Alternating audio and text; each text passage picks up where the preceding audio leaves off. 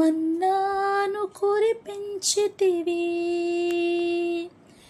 యెహోషువ ఈరోజు నా కోసం ఆత్మీయ కార్యక్రమంలో దేవుని వాగ్దానం కోసం ఎదురు చూస్తున్న మీ అందరికీ నా హృదయపూర్వక వందనాలు.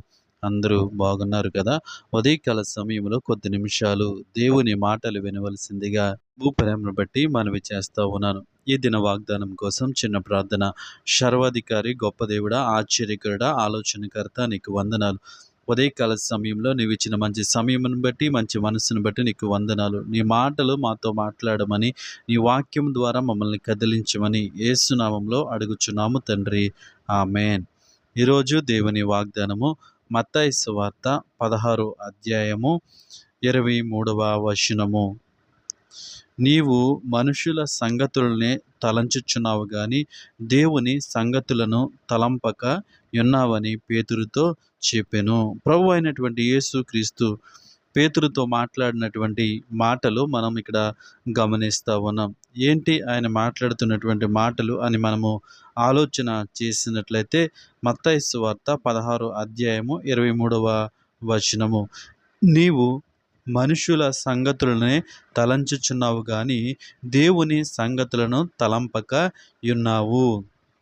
మన జీవితంలో చాలాసార్లు కొన్ని విషయాల గురించి తలపోసుకుంటూ ఉంటాము. కొన్ని విషయాల గురించి అదే లోకంగా ఆలోచన చేస్తూ ఉంటాము. దాన్నే ప్రభువు చెప్తా ఉన్నాడు. పేతురు గురించి ఏం మాట్లాడుతున్నాడంటే, నువ్వెప్పుడు కూడా ఏ సంగతుల గురించి తలంచుచున్నావు అంటే మనుషుల సంగతులు, మనుషుల ఆలోచనలు, మనుషులకు వచ్చేటువంటి తలంపులు ఏవైతే ఉన్నాయో వాటినే ఆలోచన చేస్తూ ఉన్నావు. దేవుని యొక్క తలంపులను నువ్వు తెలుసుకోలేకపోతా ఉన్నావు. దేవుని యొక్క తలంపులను నువ్వు ఎరగనై ఉన్నావు. వాటిని నువ్వు తలంచుకోవట్లేదు అని దేవుడు పేతురుతో మాట్లాడుతూ ఉన్నాడు. అవును ప్రియులారా, ఈ ఉదయకాల సమయంలో ఈ వాక్యం వింటున్న మనము కూడా చాలాసార్లు చాలా సందర్భాలలో శ్రమల గుండా ప్రయాణం చేస్తూ ఉన్నప్పుడు, ఇబ్బందుల గుండా ప్రయాణం చేస్తూ ఉన్నప్పుడు ఏ మనుషుడు మనకి సహాయము చేస్తాడని మనుషుల కోసము వెతుకుతూ ఉంటాం. అందుకే దేవుని వాక్యము సెలవిస్తూ ఉంది, నీవు మనుషుల సంగతుల్ని తలంచుచున్నావు. నీవెప్పుడు కూడా మనుషులు ఏ సహాయం చేస్తారు, మనుషుల వెంటే తిరుగుతున్నావు, మనుషుల వెంటే నడుస్తున్నావు కానీ దేవుని యొక్క సంగతులను నీవు తలంచుకు ఉన్నావు. అంటే దేవుని యొక్క సంగతులను నువ్వు ఎరగలేకపోతున్నావని దేవుడు మాట్లాడుతూ ఉన్నాడు. ఈ ఉదయకాల సమయంలో ఈ మాటలు వింటున్న ప్రియ సహోదరి సహోదరుడు, మనము ఏ సంగతుల్ని తలపోసుకుంటూ ఉన్నాం, ఏ సంగతుల గురించి ఆలోచన చేస్తూ ఉన్నాం. ఒకవేళ మనం ఎలాంటి పరిస్థితులు ఉన్నా దేవుని మాటలు తలంచుకుంటూ దేవుని సంగతులు మాట్లాడుకుంటూ ఉన్నట్లయితే దేవుడు మనకి బలాన్ని ఇస్తాడు. దేవుడు మనకి ఆ సమస్యలోంచి బయటికి రావడానికి సహాయము చేస్తాడు. మాట్లాడుకున్నటువంటి దేవుని సంగతులు ఏవైతే ఉన్నాయో అవి మనలో విశ్వాసాన్ని పెంపొందిస్తాయి, మనలో నిరీక్షణని పెంపొందిస్తాయి.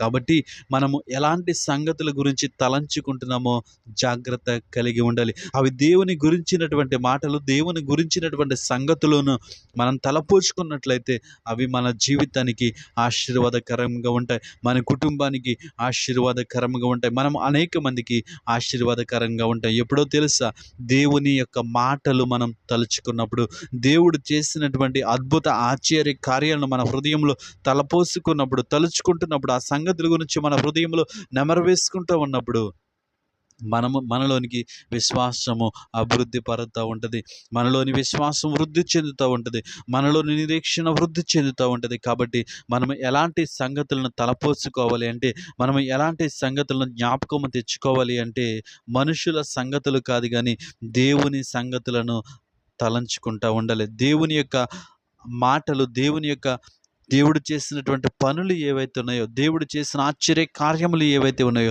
వాటిని తలపోసుకుంటూ ఉన్నప్పుడు మన హృదయంలో విశ్వాసం వృద్ధి చెందుతూ ఉంటుంది, నిరీక్షణ వృద్ధి చెందుతూ ఉంటుంది. దాని ద్వారా మనము గొప్ప కార్యములు చేయగలము, గొప్ప కార్యములు చూడగలము.